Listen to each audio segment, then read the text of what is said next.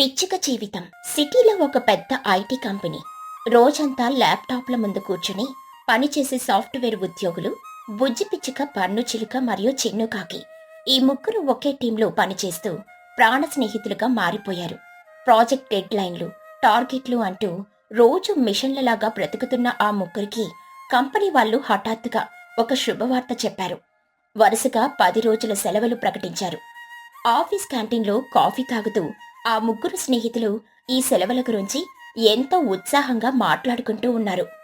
బన్నుచిలుక సంతోషంగా గంతేస్తూ, అబ్బా, ఈ రోజుతో నా కష్టాలన్నీ తీరిపోయాయిరా. ఉదయం 9 గంటల నుండి రాత్రి 9 వరకు ఆ ల్యాప్టాప్ స్క్రీన్ చూసి చూసి నా కళ్ళు మండిపోతున్నాయి. ఈ 10 రోజుల హాలిడేస్ మనకి ప్రాణం పోసాయి. అవునరా పండుగ, నాకైతే ఆ మేనేజర్ గారి ముఖం చూస్తుంటేనే బీపీ పెరిగిపోతుంది. ఈ 10 రోజులు ల్యాప్టాప్ ముఖం చూడొద్దు, ఆఫీస్ వైపు కన్నెత్తి కూడా చూడొద్దు, రోజంతా పడుకొని నిద్రపోవాలి. బుజ్జి పిచ్చుక నవ్వుతూ, కేవలం నిద్రపోవడమేనా చిన్నుక? 10 రోజులు రూమ్ లో పడుకుంటే బోర్ కొట్టదా? ఎక్కడికైనా ట్రిప్ కి వెళ్దామని ప్లాన్ చేద్దామా? మన ముగ్గురం కలిసి ఎక్కడికైనా వెళ్తే భలే ఉంటుంది కదా. ఆగబుజ్జే, నా దగ్గర ఒక సూపర్ ప్లాన్ ఉంది. హాలిడేస్ 10 రోజులే కదా, ట్రిప్పులు వేసి అలసిపోయే బదులు మనం ఒక కొత్త పని చేద్దాం. మన ముగ్గురికి ఒకరి ఇల్లు ఇంకొకరికి తెలియదు కదా. ఈ హాలిడేస్ లో మనం ఒకరింటికి ఇంకొకరం వెళ్దాం. ఒరే, ఐడియా బాగుందిరా. అంటే ముందు ఎవరింటికి వెళ్తాం? ముందుగా నా ఇంటికి వెళ్దాం. మా అమ్మ చోటు చిలక మనకి మంచి నాన్ వెజ్ వండి పెడుతుంది. 2 రోజులు మా ఇంట్లో ఎంజాయ్ చేశాక అక్కడి నుండి నీ ఇంటికి, అంటే చిన్ను వాళ్ళ ఇంటికి వెళ్దాం. నీ ఇల్లు నా ఇల్లు ఎలాగో సిటీలోనే ఉన్నాయి కాబట్టి మనకి తిరగడానికి పెద్దగా కష్టం ఉండదు. ఆ తర్వాత లాస్ట్ లో మన బుజ్జి వాళ్ళ ఇంటికి వెళ్దాం. బుజ్జి పిచ్చుక కొద్దిగా కంగారుగా, మా ఇంటికా? అవును బుజ్జి, నువ్వు ఉండేది పల్లెటూరులో కదా. ఈ సిటీలో కార్ల పొగ, ట్రాఫిక్ తో విసిగిపోయాం. ఒక 3-4 రోజులు మీ పల్లెటూరుకి వస్తే పచ్చటి పొలాలు, చెరువులు చూస్తూ పల్లెటూరి వాతావరణాన్ని ఎంజాయ్ చేసినట్టుంటుంది. మనకు హాలిడేస్ ఇచ్చిందే రిలాక్స్ అవ్వడానికి కదా. ఏమంటావు చిన్న? 100% కరెక్ట్ బన్ను. బుజ్జి వాళ్ళ ఊరికి వెళ్దాం. నేను పల్లెటూరి చూసి చాలా ఏళ్ళైంది. బుజ్జి, మేము మీ ఇంటికి వస్తాం. నువ్వు మాకు మీ ఊరంతా తిప్పి చూపించాలి, ఓకేనా? బుజ్జి పిచ్చుక మనసులో కొద్దిగా భయపడుతూ బయటికి నవ్వుతూ, సరేరా, రండి. మీకంటే ఎక్కువ ఏముంది నాకు. స్నేహితులు అనుకున్నట్టుగానే ముందుగా బన్ను చిలుక ఇంటికి వెళ్తారు. బన్ను వాళ్ళమ్మ చోటు చిలుక వాళ్ళని చాలా బాగా చూసుకుంటుంది. రకరకాల వంటలు చేసి పెడుతుంది. ఆ తర్వాత చిన్నుకాకి ఇంటికి వెళ్తారు. అక్కడ కూడా 2 రోజులు సరదాగా గడుపుతారు. ఇక మూడో మజిలీగా స్నేహితులు ముగ్గురు కలిసి బన్ను కారులో బుజ్జి పిచ్చుక వాళ్ళ పల్లెటూరికి బయలుదేరుతారు. ఊర్లోకి కారు ప్రవేశించగానే పచ్చటి పొలాలు, చెట్లు చూసి బన్ను, చిన్ను తెగ ఆనందపడిపోతారు. కారు ఊరి మధ్యలోకొస్తుంది. బన్ను చిలుక కారు ఆపుతూ, వావ్ బుజ్జి, మీ ఊరు చాలా అందంగా ఉంది. స్వచ్ఛమైన గాలి తగులుతుంది. ఇంతకీ మీ ఇల్లు ఎక్కడ? అదిగో అక్కడ ఒక అందమైన పెంకుటిల్లుంది చూడు. దాని ముందు పెద్ద వేప చెట్టు కూడా ఉంది. అదేనా మీ ఇల్లు? ఒరే బన్ను, బుజ్జి సిటీలో పెద్ద సాఫ్ట్వేర్ జాబ్ చేస్తుంది. లక్షల్లో జీతం వస్తుంది. తను పెంకుటింట్లో ఎందుకుంటుందిరా తద్దమ్మా? ఇప్పుడు పల్లెటూరి వాళ్ళు కూడా సిటీ వాళ్ళు లాగానే పెద్ద పెద్ద బిల్డింగ్స్ కట్టుకుంటున్నారు. అదిగో ఆ వీధి చివర ఒక పెద్ద 3 అంతస్తుల బిల్డింగ్ కనిపిస్తోంది చూడు, అద్దాల కిటికీలతో. ఖచ్చితంగా అదే మన బుజ్జి వాళ్ళ ఇల్లు అయి ఉంటుంది. అవునా బుజ్జి? బుజ్జి పిచ్చుక వాళ్ళ మాటలు విని నవ్వుతూ కొద్దిగా కళ్ళల్లో నీళ్లు తెచ్చుకుని, ఆగండ్రా బాబు, మీరు ఊహించుకుంటున్నట్టు ఆ పెంకుటిల్లు మాది కాదు. ఆ 3 అంతస్తుల బిల్డింగ్ కూడా మాది కాదు. నేను చూపిస్తాను, రండి. మా ఇల్లు ఇంకొద్దిగా ముందుకు వెళ్ళాలి. ముగ్గురు నడుచుకుంటూ వెళ్తారు. బుజ్జి వాళ్ళని ఊరి చివరున్న ఒక ఖాళీ స్థలం వైపు తీసుకెళ్తుంది. అక్కడొక చాలా పెద్ద పాత సిమెంట్ పైపు ఉంటుంది. ఆ పైపు బయట ఒక చిన్న మట్టి పొయ్యి ఉంటుంది. పొయ్యి పక్కన కొన్ని పాత గిన్నెలు తోమి బోర్లించుంటాయి. ఆ పైపుకి ఒక పక్క నుండి ఇంకో పక్కకి ఒక దారం కట్టి దానిమీద కొన్ని ఉతికిన బట్టలు ఆరేసుంటాయి. బుజ్జి ఆ సిమెంట్ పైపు దగ్గరికి వెళ్లి ఆగుతుంది. బన్ను, చిన్ను, మీరు అడిగారు కదా మా ఇల్లు ఎక్కడా అని. ఇదిగో ఇదే మా ఇల్లు. ఇక్కడే నేను, మా అమ్మ ఉంటాము. బండు చిలుక ఆశ్చర్యంతో కళ్ళు పెద్దవి చేసి, ఏంటి బుజ్జే, నువ్వు జోకు చేయడం లేదు కదా? ఇదా మీ ఇల్లు? ఇది మురుగు నీళ్లు వెళ్ళడానికి వాడే పెద్ద సిమెంట్ పైపు కదా? చిన్నుకాకి షాక్ అయ్యి, అవును బుజ్జి, నువ్వు మాతో ప్రాంక్ చేస్తున్నావా ఏమిటి? నువ్వు సాఫ్ట్వేర్ ఇంజనీర్వి. మీ ఇల్లు ఇలా ఉండడం ఏమిటి? మీరు నిజంగానే ఈ సిమెంట్ పైపు లోపల ఉంటున్నారో? ప్రాంక్ కాదురా, నిజంగానే ఇదే మా ఇల్లు. వానొచ్చినా ఎండొచ్చినా ఈ సిమెంట్ పైపు లోపలే మా జీవితం. స్నేహితుల ముగ్గురు మాట్లాడుకుంటూ ఉండ దూరం నుండి బుజ్జి వాళ్ళమ్మ తుని పిచ్చుక నెత్తి మీద ఒక కట్టెల మోపు పెట్టుకుని బట్టలు మురికిగా ఉండి చాలా అలసిపోయి నడుచుకుంటూ వస్తుంది. ఆమె రోజువారీ కూలి పనులు చేసుకుని బ్రతుకుతుంది. తన బుజ్జిని చూడగానే ఆమె కళ్ళల్లో ఆనందం వెల్లువిరుస్తుంది. నెత్తి మీదున్న కట్టెల మోపుని కింద పడేసి పరిగెత్తుకుంటూ వస్తుంది. తుని పిచ్చుక సంతోషంగా ఆయాసపడుతూ, బుజ్జి, నా చిట్టి తల్లి, ఎప్పుడొచ్చావమ్మా? సిటీ నుండి ప్రయాణం కష్టంగా అనిపించిందా? నువ్వు వస్తావని నాకు ముందే ఫోన్ చేసి చెప్పొచ్చు కదా తల్లి. నేను పనికి వెళ్లకుండా నీకోసం వంట చేసి పెట్టుకునేదాన్ని కదా. అమ్మా, నేను బాగున్నానమ్మా. నేను ఫోన్ చేస్తే నువ్వు నా కోసం కూలి పని మానేస్తావేమో అని నేను చెప్పలేదమ్మా. ఇక స్నేహితుల వైపు చూపిస్తూ, అమ్మా, వీళ్ళు బన్ను, చిన్ను నా ఆఫీస్లో నా బెస్ట్ ఫ్రెండ్స్. 10 రోజులు హాలిడేస్ వస్తే మన ఊరు చూద్దామని నా వెంట వచ్చారు. నమస్కారం అంటే, నేను బన్నోని. నమస్కారం ఆంటీ, నేను చిన్నుని. నమస్కారం బాబు. మా బుజ్జిని ఆఫీస్లో చాలా బాగా చూసుకుంటున్నారు కదా. చాలా సంతోషం నాయనా, మా ఇంటికొచ్చారు. ఇక బుజ్జి వైపు తిరిగి, బుజ్జి, నువ్వు వాళ్ళని తీసుకుని ఆ పక్కనున్న చెట్టు కింద రాతి బెంచి మీద కూర్చోబెట్టు తల్లి. మన ఇంట్లో ముగ్గురు కూర్చోడానికి స్థలం సరిపోదు కదా. నేను వెంటనే పొయ్యి రాజేసి మీ ముగ్గురికి వేడివేడిగా అల్లం టీ పెట్టి తీసుకొనొస్తాను. అయ్యో వద్దాంటీ, మీరెప్పుడో ఎండలో కష్టపడి పని చేసి వచ్చారో, అలసిపోయి ఉన్నారు. మీరు కూర్చోండి, నేను బుజ్జి కలిసి టీ పెడతాంలే. పర్వాలేదు బాబు, మీరు మా ఇంటికొచ్చిన అతిథులు, నేను పెడతాను. మీరు వెళ్ళి కూర్చోండి. బుజ్జి తన స్నేహితులను తీసుకుని పక్కనే ఉన్న చెట్టు కింద ఉన్న రాళ్ల మీద కూర్చోబెడుతుంది. తుని పిచ్చుక వెంటనే మట్టి పొయ్యి వెలిగించి వేడివేడిగా 3 గ్లాసుల టీ తీసుకొనొచ్చి వాళ్ళకి ఇస్తుంది. టీ ఇచ్చిన వెంటనే ఆమె మళ్ళీ తన పాత చీర కొంగుని నడుముకు తోపుకుని బయలుదేరడానికని సిద్ధమవుతుంది. అమ్మా, ఏంటమ్మా మళ్ళీ బయలుదేరుతున్నావు? ఇప్పుడే కదా కూలి పని నుండి వచ్చావు. కొద్దిసేపు కూర్చొని మాతో మాట్లాడొచ్చు కదా. లేదు బుజ్జి, ఇక్కడికి దగ్గరలో రామయ్య గారి ఇల్లు ఉంది కదా. వాళ్ళ ఇంట్లో నిన్న రాత్రి ఫంక్షన్ జరిగింది. చాలా గిన్నెలు అంట్లు పేరుకుపోయున్నాయి. నేను వెళ్లి ఆ గిన్నెలన్నీ తోమేసి రావాలి. వెళ్ళకపోతే ఈ పూటకి డబ్బులివ్వరు. నువ్వు నీ ఫ్రెండ్స్ తో మాట్లాడుకుంటూ ఉండు తల్లి. నేను అరగంటలో ఆ అంట్లు తోమేసి వచ్చేస్తాను. అయ్యో ఆంటీ, మీరు ఇప్పుడే కదా వచ్చారు. కనీసం 5 నిమిషాలు కూడా రెస్ట్ తీసుకోరా? ఈ వయసులో మీకంత కష్టం ఎందుకు ఆంటీ? తుని పిచ్చుక చిరునవ్వుతో, కష్టం అనుకుంటే బ్రతకలేం బాబు. పేదవాళ్ళకి రెస్ట్ తీసుకునే అదృష్టం రాసి పెట్టలేదు. నా కూతురు చదువు కోసం, దానికొక మంచి జీవితం ఇవ్వడం కోసం నేను ఎంతైనా కష్టపడతాను. మీరు టీ తాగండి, నేనిప్పుడే వస్తాను. తుని పిచ్చుక వేగంగా నడుచుకుంటూ అంట్లు తోమడానికని వెళ్లిపోతుంది. ఆమె వెళ్లిపోగానే బండు చిన్నులు చాలా ఎమోషనల్ అవుతారు. వాళ్ళ కళ్ళల్లో ఒక రకమైన జాలి, ఆశ్చర్యం ఉంటాయి. బండు చిలుక బాధగా, బుజ్జే, నాకొక విషయం అర్థం కావడం లేదు. నువ్వు సిటీలో సాఫ్ట్వేర్ జాబ్ చేస్తున్నావు, నీకు మంచి జీతమే వస్తుంది కదా. మరి మీ అమ్మెందుకు ఇంకా ఈ వయసులో గిన్నెలు తోముతూ కూలి పనులు చేస్తుంది? నువ్వు పంపించే డబ్బులతో మీ అమ్మ ఇంట్లో ప్రశాంతంగా ఉండొచ్చు కదా. పైగా మీరు ఈ సిమెంట్ పైపులో ఎందుకుంటున్నారు? చిన్నప్పటి నుండి మీరు ఇక్కడే ఉంటున్నారా?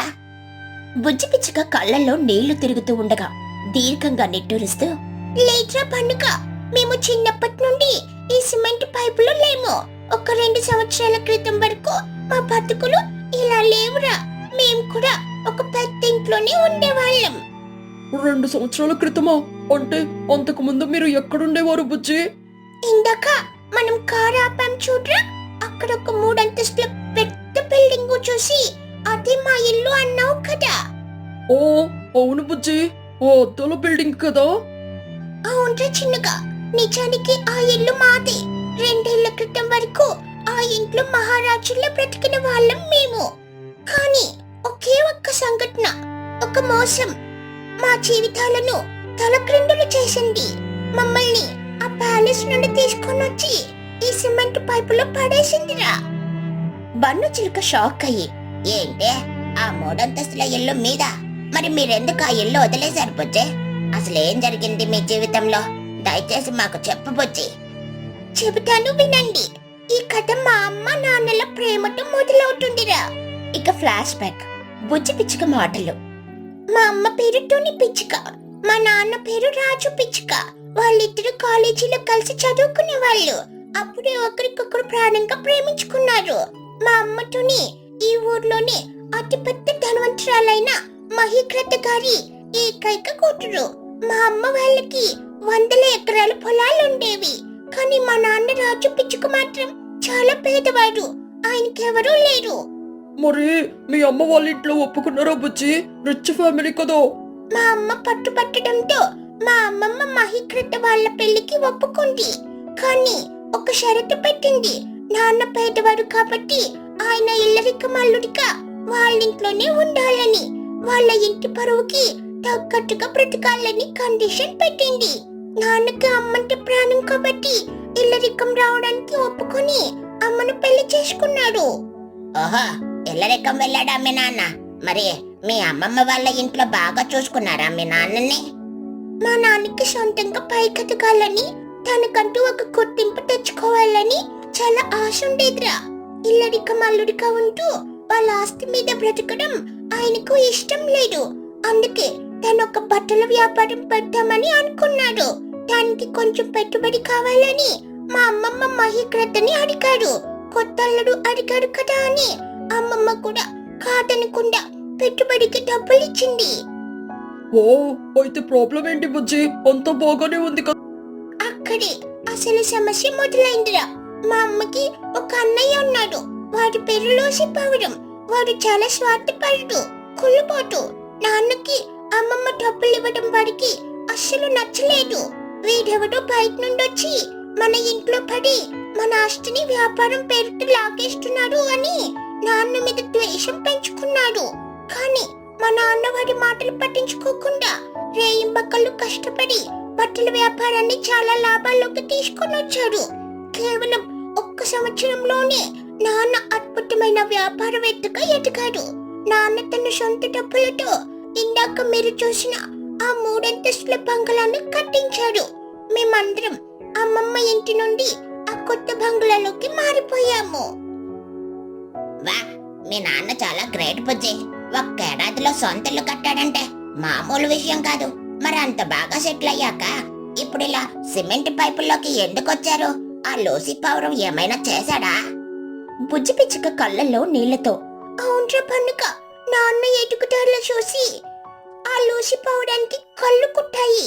ఎలాగైనా నాన్నని కష్టాల్లోకి నెట్టాలని, నాన్నని రోడ్డును పడేయాలని ఒక మోసపూరితమైన ప్లాన్ వేశాడు. ఒకరోజు లూసి నవ్వుకుంటూ మా నాన్న దగ్గరికి వచ్చాడు. ఫ్లాష్ బ్యాక్ లో సంభాషణ. లూసి పౌరం కపట నాటకంతో. బాగారో, నమస్కారం. మీరు బట్టల వ్యాపారంలో చాలా ఎత్తుకు ఎదిగిపోయారు. మీ తెలివితేటలకి ఎవరైనా ఫిదా అవ్వాల్సిందే బావగారు. రాజు పిచ్చుక నవ్వుతూ. అంతా మీ ఆశీస్సులు లూసి గారు. చెప్పండి, ఇలా వచ్చారు? బావగారు, నాకు ఒక పెద్ద కాంట్రాక్ట్ దొరికింది. మనం బట్టలను వేరే దేశాలకు ఎక్స్పోర్ట్ చేసే ఒక పెద్ద డీల్ ఇదే. దేంట్లో గనక మనం పెట్టుబడి పెడితే ఇప్పుడు మీకు వస్తున్న లాభాలకు 10 రెట్లు ఎక్కువ లాభం వస్తుంది. మనం కోటీశ్వర్లం అయిపోతాం బావగారు. కానీ నా దగ్గర అంత డబ్బు లేదు. మీరైతే ఈ బిజినెస్ కి కరెక్ట్ అని మీ దగ్గరకు వచ్చాను. మనం ఇద్దరం కలిసి ఈ పార్ట్నర్షిప్ చేద్దాం. నన్ను నమ్మండి, నేను దగ్గరుండి అంతా చూసుకుంటాను. మా నాన్న వాడి మాయా మాటలు నమ్మట్రా. సొంత భావమరిది కదా, మోసం చెయ్యట్లే అని వాడితో పార్ట్నర్షిప్ కి ఒప్పుకున్నాడు. నాన్న తన దగ్గరున్న డబ్బంతా తీసి వాడి చేతిలో పెట్టాడు. కానీ ఆ లూసి పౌరం దొంగ అగ్రిమెంట్లు సృష్టించి ఆ బిజినెస్ లో భారీ నష్టాలు వచ్చినట్లు నాన్నని మోసం చేశాడు. డబ్బు మొత్తం వాడి స్వాహా చేసి నాన్నని అప్పుల పాలు చేశాడు. చిన్నుకాకి కోపంగా. ఛీ, సొంత బావగారిని ఎలా మోసం చేశాడో, ఎంత దారుణం బుజ్జి. అవునరా చిన్నక, బిజినెస్ లో వచ్చిన నష్టాలకు, బయట వాళ్ళు ఇచ్చిన అప్పులకు మా నాన్న బాధ్యత వహించాల్సి వచ్చింది. అప్పుల వల్ల గోల తట్టుకోలేక నాన్న ఎంతో ఇష్టంగా కట్టుకున్న 3 అంతస్తుల బంగ్లాను అమ్మేయాల్సి వచ్చింది. ఇల్లు అమ్మేసినా కూడా అప్పు తీరలేదు. ఇంకా చాలా డబ్బులు కట్టాలి. అప్పుడు నాన్న ఏడుస్తూ అమ్మ దగ్గరకు వచ్చి ఇలా అన్నాడు. రాజు పిచ్చుక పిచ్చుక కన్నీళ్లతో తుని చేతులు పట్టుకుని, తుని, నన్ను క్షమించు. నా అత్యాస వల్లే ఈ రోజు మనం రోడ్డున పడ్డాం. నిన్ను మన బిడ్డని సుఖపెడతామని అనుకున్నాను, కానీ లూసీ చేసిన మోసానికి నా సర్వస్వం కోల్పోయాను. నా దగ్గర ఇప్పుడు చిల్లి గవ్వ కూడా లేదు తుని. ఇంకా చాలా అప్పులున్నాయి. ఈ ఊరిలో ఉంటే అప్పులు వాళ్ళు నన్ను బ్రతకనివ్వరు. నేను దుబాయ్కి వెళ్ళిపోతున్నాను తుని. అక్కడ ఏదైనా కష్టమైన పని చేసి డబ్బులు సంపాదించి ప్రతి నెలా పంపిస్తాను. ఆ అప్పులన్నీ తీరిపోయిన తర్వాతే నేను తిరిగొస్తాను. అంతవరకు నువ్వు బుజ్జి మీ అమ్మ వాళ్ళ ఇంట్లో ఉండండి తుని. నన్ను క్షమించు. అలా నాన్న మమ్మల్ని వదిలి అప్పులు తెచ్చడానికి దుబాయ్కి కూలి పనికి వెళ్ళిపోయాడ్రా. నాన్న వెళ్ళిపోయాక ఆ రాత్రి వాతావరణం చాలా భయంకరంగా మారిపోయింది. కుండపోత వర్షం, ఉరుములు, మెరుపులు మొదలయ్యాయి. మాకెక్కడికి వెళ్ళాలో తెలియక వర్షంలో తడుచుకుంటూ అమ్మ నన్ను తీసుకుని మా అమ్మమ్మ ఇంటికి వెళ్లి తలుపు తట్టింది. కానీ మా కర్మ కొద్దీ తలుపు తీసింది అమ్మమ్మ కాదు, ఆ రాక్షసుడు రోసి పావురం. తుని పిచ్చుక వర్షంలో తడుస్తూ ఏడుస్తూ, అన్నయ్య, మమ్మల్ని లోపలికి రానివన్నయ్య. మీ బావగారు అప్పుల వల్ల దుబాయ్కి వెళ్ళిపోయారు. మా ఇల్లు అమ్ముకున్నాము. ఈ వర్షంలో పూచికి చలి వేస్తుంది. లోపలికి రానివన్నయ్య. లూసీ పౌరం కోపంగా గర్వంగా, రానివ్వడమా? ఎందుకు రానివ్వాలి? నీ మొగుడు వ్యాపారాలు చేసి కోట్లు సంపాదించాడు కదా. వెళ్ళి ఆ డబ్బులతో ఏసీ హోటల్లో ఉండండి. మీ దరిద్రాన్ని నా ఇంటికి తీసుకురాకండి. ఈ ఇంట్లో మీకు స్థానం లేదు. Get out. అన్నయ్య, పూచి చిన్నపిల్ల అన్నయ్య, చలికి వణుకుతుంది. కనీసం వర్షం తగ్గేదాకైనా లోపలుండనివన్నయ్య ఒక్క క్షణం కూడా ఉండనివ్వను. ఎక్కడికైనా పోయి చావండి అని చెప్పి ముఖం మీదే తలుపు గట్టిగా వేసేస్తాడు. బుజ్జి పిచ్చుక కన్నీళ్లు తుడుచుకుంటూ, ఆ రాత్రి వర్షంలో మేము దిక్కులేని వాళ్ళమయ్యాంరా పన్నుక. ఇల్లు లేదు, నాన్న లేడు, బంధువులు కెంటేశారు. ఆ వర్షంలో ఎక్కడికెళ్లాలో తెలియక అమ్మ నన్ను పట్టుకొని ఏడుస్తూ వీధిలోకి నడిచింది. అప్పుడే ఊరి చివర ఈ ఖాళీ స్థలంలో ఈ పాత సిమెంట్ పైపు కనిపించింది. వర్షంలో తడవకుండా ఉండడానికి అమ్మ నన్ను తీసుకుని ఈ పైపు లోపలికి వచ్చింది. ఆ రాత్రి ఈ పైపు మమ్మల్ని కాపాడిందిరా. ఆ వర్షం నుండి మమ్మల్ని బ్రతికించిన ఈ సిమెంట్ పైపుని మేము మా ఇల్లుగా మార్చుకున్నాము. అప్పటి నుండి అమ్మ నన్ను చదివించడానికి ఇలా కూలి పనులు చేస్తుంది. బన్న చిలుక కళ్ళల్లో నీళ్లు తిరుగుతూ ఉండగా, బజే, ఎంత కష్టం వచ్చింది మీకు. ఆ లోసి పావురం ఎంత నీచుడో, సొంత చెల్లిని వర్షంలో గెంటేశాడా. చిన్నుకాకి ఏడుస్తూ, బుజ్జి, నీ లైఫ్ లో ఎంత బాధుందో. నువ్వు ఆఫీస్ లో ఎప్పుడు నవ్వుతూ ఉంటే నీకు ఇలాంటి ఫ్లాష్ బ్యాక్ ఉంటుందని మేం కలలో కూడా అనుకోలేదు. నువ్వు ప్రతి నెల నీ జీతం మొత్తం ఊరికి ఎందుకు పంపిస్తావో నాకిప్పుడు అర్థమైంది. మీ నాన్న అప్పులు తీర్చడానికే కదా. అవునరా చిన్నగా, నా జీతం, నాన్న పంపించే డబ్బులు, అమ్మ కూలీ డబ్బులు అన్ని కలిపి ఆ అప్పుల వల్ల మొహాన కొడుతున్నాం.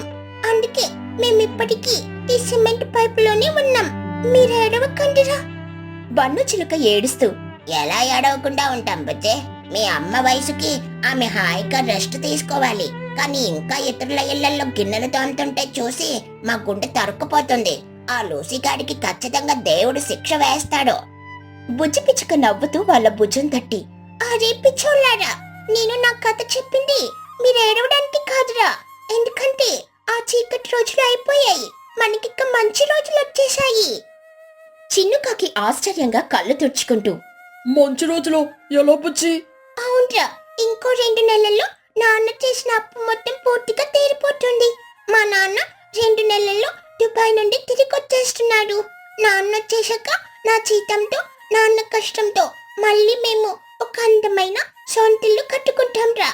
ఈ కష్టాలన్నీ తీరిపోయి మా నాన్న, నేను, అమ్మ మళ్ళీ సంతోషంగా కలిసి బ్రతుకుతాం.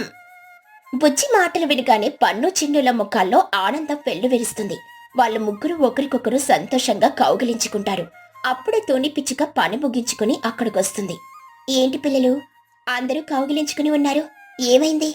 బన్ను చిలుక నవ్వుతూ, ఏం లేదాంటీ, ఈ రోజు బుజ్జి కథ విని మేం జీవితంలో ఒక పెద్ద పాఠం నేర్చుకున్నామంటే.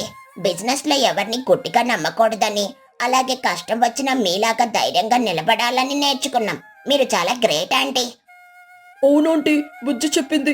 అంకుల్ 2 నెలల్లో వచ్చేస్తున్నారని. మీరు మళ్ళీ కొత్త ఇల్లు కట్టుకునేటప్పుడు గృహప్రవేశానికి ఖచ్చితంగా మేము వస్తామంటీ. తోని పిచ్చుక ఆనందంతో కళ్ళల్లో నీళ్లు తెచ్చుకుని, తప్పకుండా రండి బాబు, మీలాంటి మంచి స్నేహితులు దొరకడం మా బుజ్జి అదృష్టం. రండి పిల్లలు, నేను వేడివేడిగా అన్నం వండుతాను. ఈ పూటకి ఈ సిమెంట్ పైపు ఇంట్లోనే మనం పండుగ చేసుకుందాం. అలా ముగ్గురు స్నేహితులు ఆ సిమెంట్ పైప్ ముందు కూర్చుని తుని పిచ్చుక వండిన భోజనాన్ని 5 స్టార్ హోటల్ భోజనం కంటే ఎంతో ఆనందంగా తింటారు. కష్టాలు శాశ్వతం కాదని, ప్రేమ పట్టుదల ఉంటే ఎలాంటి పరిస్థితులనైనా ఎదుర్కోవచ్చని బన్ను చిన్ను వాళ్ళ హాలిడేస్ ట్రిప్లో ఒక గొప్ప జీవిత సత్యాన్ని నేర్చుకుంటారు. చెట్టు మీద 3 టాయిలెట్స్. ఆనందపురం అనే గ్రామంలో సాయంత్రం వేళ ఊరంతా పచ్చగా ఉన్న తుని రేకుల ఇల్లు మాత్రం ఎప్పుడూ పేదరికంతో నీరసంగానే ఉంటుంది. బుజ్జి పట్నంలో సాఫ్ట్వేర్ ఉద్యోగం చేస్తున్నా వచ్చే జీతం ఇంటి అద్దెకి, కుటుంబ ఖర్చులకి సరిపోతుంది. ఈ మధ్య బుజ్జి, పన్ను, చిన్ను ముగ్గురు తమ కంపెనీల నుండి వర్క్ ఫ్రం హోమ్ తీసుకుని ఊరికొచ్చారు. తుని పొలం నుండొచ్చి అలసటగా కూర్చుంటూ, ఏంట్రా బుజ్జి, పట్నం బదిలీ ఇక్కడికొచ్చి కంప్యూటర్ ముందు కళ్ళు కాయలు కాసేలా కూర్చుంటున్నావు? అక్కడైనా ప్రశాంతంగా ఉండేది.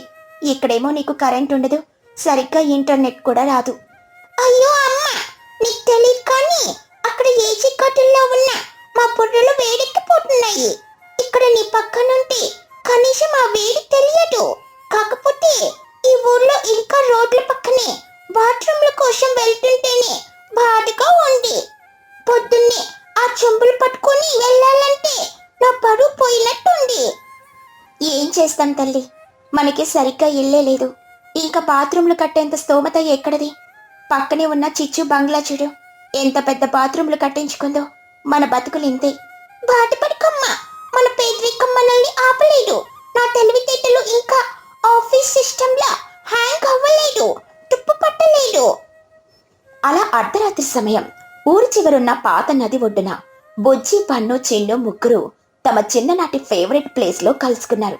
చంద్రుడి వెలుతురులో ముగ్గురు పాత జ్ఞాపకాలను నెమరవేసుకుంటూ వెటకారంగా మాట్లాడుకుంటూ ఉన్నారు. బుజ్జే, ఆఫీస్ ల్యాప్టాప్ ఓపెన్ చేస్తే నా కళ్ళ ముందు కోడింగ్ కాకుండా ఆ చెరువు చేపలే కనిపిస్తున్నాయి. మీటింగ్ లో ఉన్నప్పుడు వెనకాల మా కోడి కోస్తుంటే మా బాస్ ఫైర్ అవుతున్నాడు. అవునరా పన్ను, ఈ సిటీ జాబ్స్ చేసి చేసి బోర్ కొట్టేసింది. ఈసారి మన ఆనందపురం ఊరి కోసం ఏదైనా వెరైటీగా వింతగా ట్రై చేయాలి. ఊర్లో వాళ్ళంతా షాక్ అవ్వాలి. మనల్ని చూసి గూగుల్ కంపెనీ వాళ్ళే తలదించుకోవాలి. వెరైటీ అంటున్నావు కదా, నా బుర్రలో ఒక వింత ఆలోచన వచ్చింది. మన ఊర్లో ఇప్పటికీ చాలా ఇళ్లలో సరైన బాత్రూమ్లు లేవు కదా. అవునా, కానీ దానికి మనమేం చేయగలం? మనమేమైనా మున్సిపాలిటీ వాళ్ళమా, లేక పైపులు మోసే కార్మికులం అనుకున్నావా?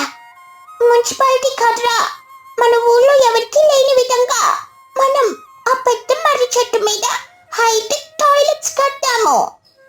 చిన్ను షాక్ అయ్యి గట్టిగా నవ్వుతూ, ఏంటి, చెట్టు మీద టాయిలెట్స్? హో బుజ్జి, నీ సాఫ్ట్వేర్ బుర్రలో ఇంత పెద్ద వైరస్ ఉందనుకోలేదురా. చెట్టు మీద టాయిలెట్ కడితే కింద కూర్చునే వాళ్ళ పరిస్థితి ఏమిట్రా? పైన మనం ఏదైనా రిలాక్స్ అవుతుంటే కింద వెళ్లే వాళ్లకు హెల్మెట్ పెట్టుకోవాలేమో. అవునరా, పైనుండి గ్రావిటీ ఫోర్స్ కింద పడితే ఊర్లో జనం మనల్ని కొట్టి చంపుతారు. అసలు ఐడియా ఏంటి నీకు? ఏదైనా రాకెట్ టెక్నాలజీ వాడుతున్నావా? పోనీ పైన పైపులు ఎలా లాగుతావే?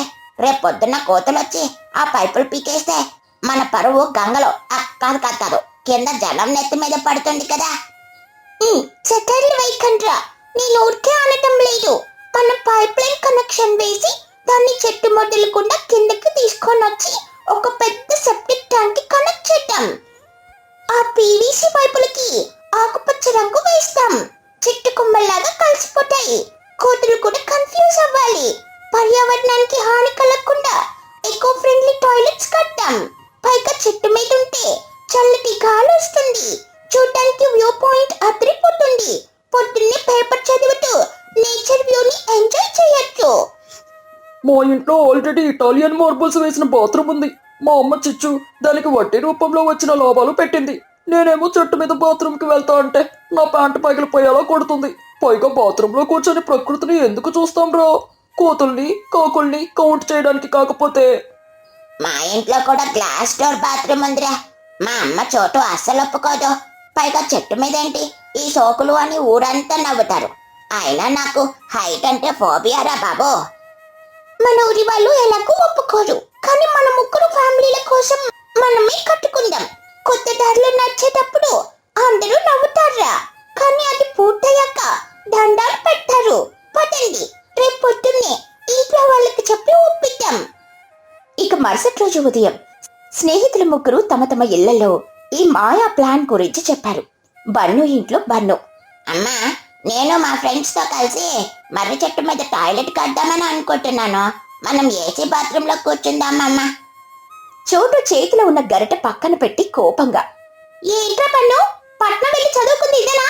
ఇంట్లో అంత పెద్ద బాత్రూమ్ ఉంటే ఇప్పుడు చెట్లకి కూర్చుంటావా? నా పరువు తీయకరా. బుజ్జి దానితో తిరిగితే నీకు కూడా పిచ్చి ముదిరినట్టుంది. నోరు మూసుకొని ల్యాప్టాప్ ముందు కూర్చో. మళ్ళీ ఈ మాట ఎత్తితే ల్యాప్టాప్ ని ఆ చెట్టుకి వేసుకొడతా. ఇక చిన్ను ఇంట్లో చిన్ను, అమ్మో, చెట్టు మీద ఒక హైటెక్ బాత్రూమ్ కడదామనుకుంటున్నాను. భలే గాలొస్తుందట. చిచ్చు వడ్డీ లెక్కల పుస్తకం మూసేసి గర్వంగా, ఒరే చిన్నగా, డబ్బులు ఏవైనా చెట్ల కాస్తున్నాయా? ఇప్పుడు ఈ చెట్టు బాత్రూమ్లు కడితే కాస్తాయని నమ్ముతున్నావా ఏమిటి? ఈ వడ్డీ వ్యాపారంలో నా రక్తం చెమటగా మార్చి సంపాదించిన పైసలన్నీ నీ చెట్టు టాయిలెట్కి పెట్టాలా? మన బంగ్లా పక్కన ఇదొక దరిద్రపు ఆలోచన. ఆ కోతల పక్కన కూర్చోడానికి నా కష్టాజీతం కావాలా ఏమిటి? మర్యాదగా బుజ్జి దానితో తిరగడం మానేయి. ఇక బుజ్జి ఇంట్లో పుచ్చి, అమ్మా, నేను మా ఫ్రెండ్స్ కోసం చెట్టు మీద 3 టాయిలెట్స్ కట్టామని అనుకుంటున్నాను. కానీ నా దగ్గరున్న సేవింగ్స్ సరిపోవడం లేదు. ఇనుప పైపులు, ఫైబర్ షీట్లు కొనాలి. ఇంకొంచెం డబ్బు అవసరం అవుతుంది.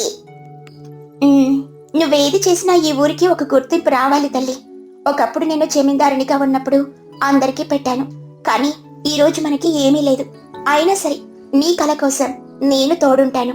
నీ ఆలోచనల్లో ఎప్పుడు ఒక పవిత్రత ఉంటుంది, కానీ డబ్బులు ఎలా వస్తాయి తల్లి? అమ్మా, చిచ్చు అత్త వడ్డీ వ్యాపారం చేస్తుంది కదా, నువ్వు వెళ్ళి అప్పడుకో. కానీ చెట్టు టాయిలెట్ విషయం చెప్పకో. ఒకవేళ చెబితే చిన్నుకాడు అడిగాడు కాబట్టి ఆ మస్సలు రూపాయి కూడా ఇవ్వదు. పైగా ఊరంతా డబ్బు కొట్టుంది. సరే పుచ్చి, నీకోసం నేను వెళ్తాను. నా ఆత్మగౌరవాన్ని పక్కన పెట్టైనా ఆ చిచ్చు తెప్పి పొడుపులు భరిస్తాను. అలా తుని మెల్లిగా చిచ్చు బంగ్లా వైపు నడిచింది. చిచ్చు అప్పటికే వడ్డీ రూపాయలను గణిస్తూ లాభాలను లెక్కేసుకుంటూ ఉంటుంది. రాకని ఏంటి ఈ మండు టెండలో వచ్చావు? ఏమన్నా డబ్బులు అవసరమయ్యాయా? మీ బుజ్జి పంపే జీతం సరిపోవడం లేదా ఏమిటి?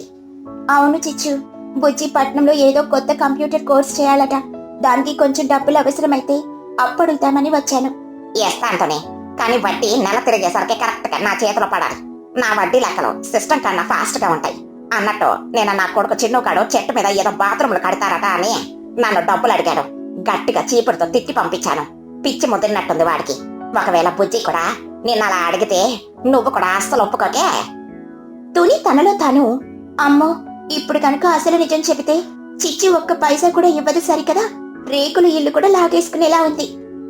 అయ్యో, బుజ్జి నాతో ఇంకా ఏమీ చెప్పలేదు చిచ్చు. ఒకవేళ అలా అంటే నేను అస్సలు ఒప్పుకోనులే. మనకెందుకు నష్టపోయే పనులు? చెట్ల మీద కోతులు కూర్చుంటాయి, కానీ మనం ఎందుకు కూర్చుంటాం? అవునుతోనే, ఆ పట్నం పిల్లల తెలివితేటలు తగలబెట్ట. నువ్వు గట్టిగా ఉండే. ఇదిగో ఈ 30,000 రూపాయలు తీసుకో. వడ్డీ మాత్రం మర్చిపోకో. 30కి మరో 5,000 కలిపి తీసుకుంటాను. ఇది నా రోలో. సరే చిచ్చు, అలాగే కడతాను అని కంగారుగా అక్కడి నుండి వచ్చేసింది. తుని ఇల్లు దాటుతూ ఉండగా ఊరి తింగరి మహి అటుగా వస్తూ కనిపించింది. ఆమె ఎప్పుడు ఏ విషయం సరిగ్గా అర్థం చేసుకోదు, కానీ హడావడి మాత్రం మామూలుగా చేయదు. ఇతడి ఏంటి చేతిలో డబ్బులున్నాయి? ఏమన్నా పెద్ద బంగ్లా కొంటున్నావా ఏమిటి? లేక లండన్ కి జెట్ విమానం టికెట్ బుక్ చేస్తున్నావా? ఏం లేదు మహి, ఏదో చిన్న అవసరం, బుజ్జి చదువుకి. నిజం చెబుతుని, చెట్టు మీద ఉయ్యాల కట్టి అందులో హోటల్ పెడుతున్నారు కదా. నా కోసం 2 ప్లేట్ల పానీపూరి ఆర్డర్ తీసుకో. ఈ డబ్బులన్నీ ఆ హోటల్ సరుకులకే కదా. అమ్మో, నీ తింగర వేషాలు. హోటల్ కాదు మహి, టాయిలెట్ పైన కడుతున్నారు మా బుజ్జి. టాయిలెట్ అంటే వడలు బజ్జీలు తినేది కాదా? పోయేదా? అమ్మో, చెట్టు మీద టాయిలెట్ కడితే గాలికి ఊగుతూ కింద పడిపోతాం కదా తుని. గాలి ఎక్కువగా వస్తే వయ్యారంగా ఊగుతూ లోపల మనం పల్టీలు కొట్టాలేమో. పైన కూర్చుంటే పక్షులు వచ్చి పొడిస్తే నా పరిస్థితి ఏమిటి? వెనకాల సెక్యూరిటీ గార్డులు ఏమైనా ఉంటారా ఏమిటి? నీ పిచ్చి మహి, గాలికి పడిపోవు, చాలా బలంగా కడతారు. అయినా నేను మాత్రం ఆ చెట్టు ఎక్కలేను బాబోయ్. నా నడుము విరిగిపోతుంది. ఒకవేళ జారి లోయలోకి పడిపోతే ఎవరంట దిక్కు? లోపల కనీసం కార్ సీట్ బెల్ట్లైనా కూడా ఉంటాయా తుని? కావాలంటే బంతి పూల అలంకరణ నేనే చేస్తాను, జెండా పండగలాగా. ఓపెనింగ్ రోజు నేనే ఫస్ట్ కట్ చేస్తానే ఆ వెదురు పొంగని. సరే మహి, నువ్వెళ్ళు, నీకు తర్వాత చెబుతాంలే అని మహిని పంపించేసింది. రాత్రి వేళ మళ్ళీ ముగ్గురు స్నేహితులు నది ఒడ్డున కలుసుకున్నారు. బన్ను చిన్ను ఇద్దరి ముఖాలు మాడిపోయున్నాయి. బుజ్జా, మా అమ్మ అస్సలు ఒప్పుకోలేదురా. చెట్టు మీద బాత్రూమ్లు కడితే నన్ను ఇల్లు వదిలి వెళ్ళిపోమన్నారు. నా డెబిట్ కార్డ్స్ అన్ని లాగేసుకుంటా అని బెదిరించింది. నా జీవితం బస్ స్టాండ్ అయిపోయింది. మా అమ్మ చిచ్చు అయితే నా మీద వడ్డీ పుస్తకమే విసిరి కొట్టిందిరా. నీ చెట్టు టాయిలెట్ కి నేనేమన్నా పిచ్చిదాన్నా కనిపిస్తున్నానా? నీ బుర్రని చెట్టుకు వేలాడదీస్తా అని అరిచింది. సో నా వల్ల కాదు ఫ్రెండ్స్. పర్లేదు ఫ్రెండ్స్, మీ తల్లులు ఒప్పుకోకపోయినా నేను మాత్రం ఈ ప్రాజెక్ట్ ని ఆపను. మా అమ్మతోనే నాకు అండగా నిలిచింది. ఆమె తన ఆత్మాభిమానాన్ని పక్కన పెట్టి నా కోసం ఆ చిచ్చు దగ్గర అప్పు తెచ్చింది. నేను ఖచ్చితంగా ఆ చెట్టు మీద 3 టాయిలెట్స్ కట్టాను.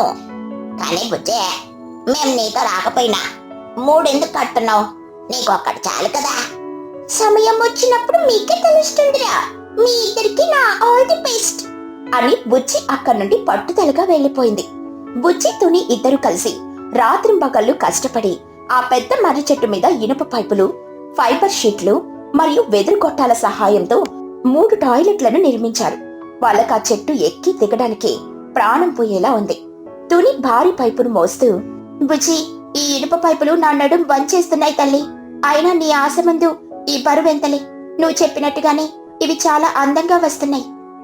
బుజ్జి మేకులు కొడుతూ, అమ్మా కొంచెం ఓపిక పట్టు. ఇది పూర్తయ్యాక ఆ బంగ్లా వాళ్ళు కూడా మన చెట్టు కింద క్యూ కట్టాలి. మనం అద్దె కూడా వసూలు చేయొచ్చమ్మా.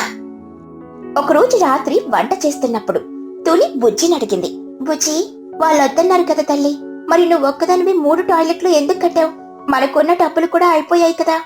బుజ్జి కళ్ళల్లో నీళ్లతో తుని చేతులు పట్టుకొని, అమ్మా, నా ఫ్రెండ్స్ నాతో లేకపోయినా వాళ్ళ చిన్ననాటి కళ నా కళే.